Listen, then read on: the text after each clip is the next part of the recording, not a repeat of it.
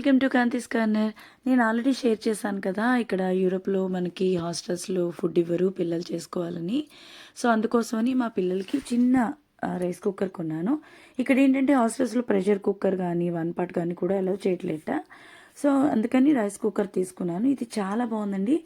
మన ఈ కాలం పిల్లలు ఏంటంటే రైస్ చాలా తక్కువ తింటున్నారు కదా, వాళ్ళకి మ్యాక్సిమం 15 మినిట్స్లో అయిపోతుంది ఇది రైసు.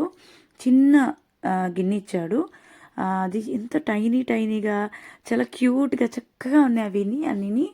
నేను హైలీ రికమెండ్ చేస్తాను. పిల్లలు మీకు ఎవరైనా ఇక్కడ హాస్టల్స్లో యూరోప్లో ఉంటే కనుక తీసుకోండి. అమెజాన్లో దొరుకుతుంది.